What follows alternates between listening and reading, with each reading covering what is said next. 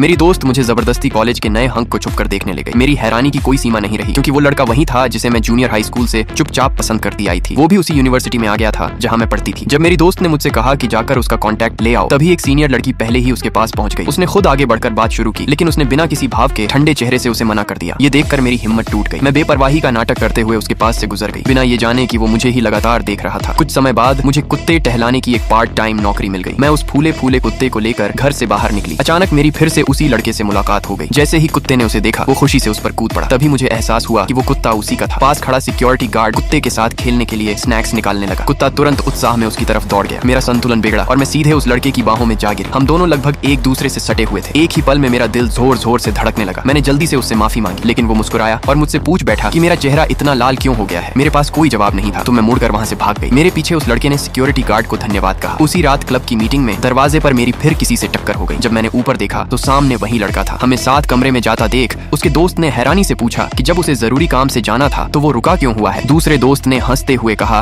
कि वो मोर की तरह पंख फैलाकर दिखावा कर रहा है। जब क्लासमेट्स आपस में कॉन्टैक्ट शेयर कर रहे थे, मैंने उसे छोड़ दिया, क्योंकि मुझे डर था कि वो मुझे भी उसी तरह मना कर देगा जैसे उसने सीनियर लड़की को किया था। तभी अचानक वो खड़ा हुआ, सबके बीच से चलता हुआ सीधे मेरे पास आया और बोला, तुमने मुझे अब तक ऐड नहीं किया, अब क्या होगा। पार्ट 2 देखने के लिए कमेंट करो।